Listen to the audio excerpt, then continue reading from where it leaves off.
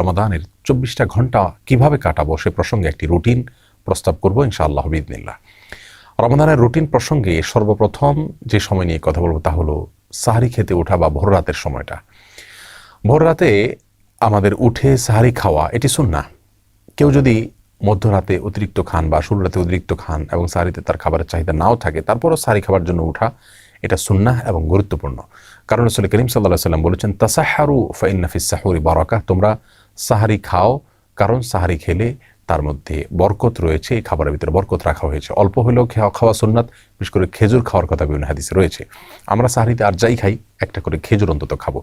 সাহরি খেতে যখন আমরা উঠবো, কমপক্ষে সাহরি খাওয়ার আগে আধা ঘন্টা যেন আমরা সময় পাই, সেভাবে আমরা উঠবো। কারণ একজন মুমিনের কাছে 24 ঘন্টা সময়ের ভিতরে সবচেয়ে গুরুত্বপূর্ণ সময় হলো ভোর রাতের সময়টা। কারণ এই সময়টাতে আল্লাহ সুবহানাহু ওয়া তাআলা দুনিয়ার আসমানে নেমে আসেন এবং বান্দাদেরকে ডেকে ডেকে তাদেরকে ক্ষমা করে থাকেন, তাদের চাওয়াগুলোকে মঞ্জুর করে থাকেন। আল্লাহর নৈকট্য অর্জনের জন্য সবচাইতে মোক্ষম সময় হলো এটি। এই জন্য তাহাজ্জুদের সালাত, যত নফল নামাজ আছে তার ভিতরে সবচাইতে গুরুত্বপূর্ণ নফল নামাজ। তাহাজ্জুদের নামাজ বছরের অন্য কোনো সময়ে আমরা এত গুরুত্বের সাথে হয়তো পড়তে পারি না। রমাদান মাসে তাহাজ্জুদের নামাজ পড়া আমাদের সকলের জন্য সহজ, কারণ আমরা সাহরি খেতে উঠছি। এই জন্য এই সুযোগটাকে কাজে লাগানো উচিত। 30টা দিনই আমাদের প্রতিদিনই একটা সময় বরাদ্দ থাকা উচিত তাহাজ্জুদ নামাজের জন্য। 2 রাকাত করে তাহাজ্জুদ পড়বো আমরা। বিশেষ কোনো সূরা কেরাত ঠিক করা নাই, যে কোনো সূরা দিয়ে আমরা সাধারণভাবেই পড়বো এবং তাহাজ্জুদের নামাজ পড়ছি, শুধু এটুকু নিয়ে থাকলে চলবে। মনে মনে আমরা 2 রাকাত করে পড়বো, 2 রাকাত, 4 রাকাত, 6 রাকাত, 8 রাকাত, যতটুকু তৌফিক হয় পড়বো।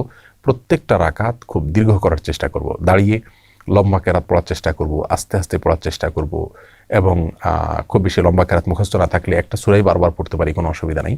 এবং রুকুতে যখন যাব তাসবিহ অনেকবার পড়ব, আস্তে আস্তে পড়ব।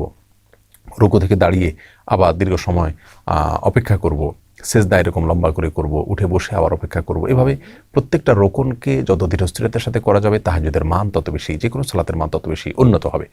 আমাদের আয়েশা রাদিয়াল্লাহু তাআলা আনহা রাসূল আকরাম সাল্লাল্লাহু আলাইহি ওয়াসাল্লাম তাহাজ্জুদ প্রসঙ্গে বলেছেন, লা তাসআল আন হুসনিহিন্না ওয়া তুলিহিন্না, তিনি যে নামাজগুলো পড়তেন রাতে সেগুলোর সৌন্দর্য আর সেগুলোর দৈর্ঘ্য নিয়ে আর বলো না।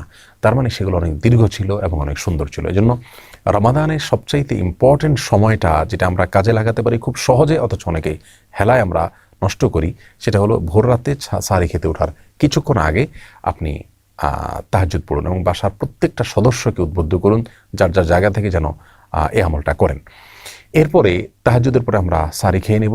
সাহরি অনেকে খেতে খেতে আজানের সময় পর্যন্ত নিয়ে যান, এটা উচিত না। আজানের সময় ঠিক আগ মুহূর্তে শেষ করেন, এটা সুন্নাহ বিরোধী কাজ। সুন্নাহ হলো বুখারীতে আসছে, রাসূল করিম সাল্লাল্লাহু আলাইহি ওয়াসাল্লাম সাহরি খাওয়া শেষ করতেন, এরপরে আজান এবং সাহরির মধ্যবর্তী 50টি আয়াত তেলাওয়াত করা যায় এই পরিমাণ সময় তিনি গ্যাপ রাখতেন। তার মানে এত আগে সাহরি খেয়ে শেষ করতেন। আনুমানিক 10 মিনিট সময় আমরা বলতে পারি। 10 মিনিট সময় এত লাগে না, 5 থেকে 10 মিনিট সময় অন্তত গ্যাপ দেওয়া উচিত। এই টাইমটাতে আমরা আল্লাহর কাছে বিশেষভাবে দোয়া করতে পারি, যেটা দোয়ার সময়, দোয়া কবুলের সবচেয়ে গুরুত্বপূর্ণ সময় দিনের এবং রাতের ভিতরে এই ভোর রাতের সময়টা।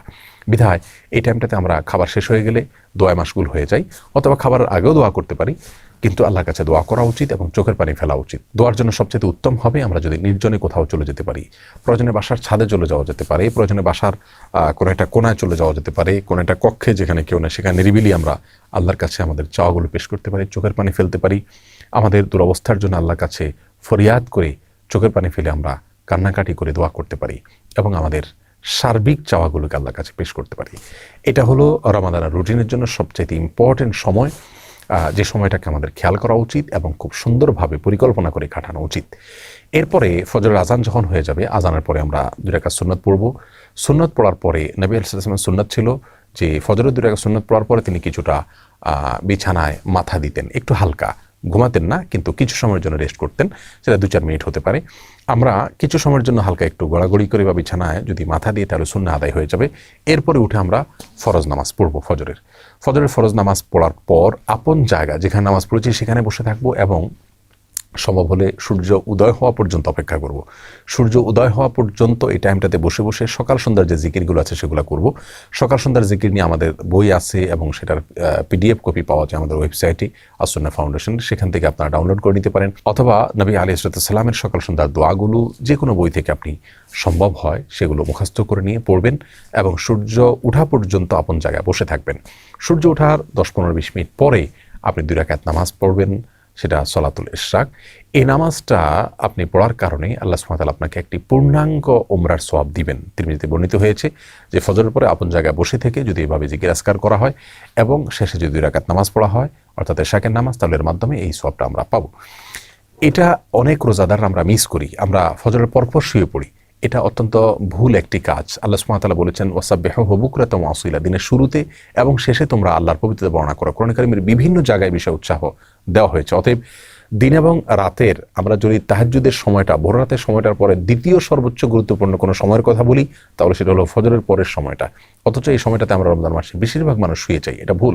যদি শুইতে হয়, ঘুমাইতে হয়, আমরা সেটা কিছুক্ষণ পরে ঘুমাবো, কিন্তু ফজরের পর ঘুমাবো না। জিকির আজকার এবং তাসবিহ তেলাওয়াতে মাশগুল থাকবো ইনশাআল্লাহ বিইذনিল্লাহ।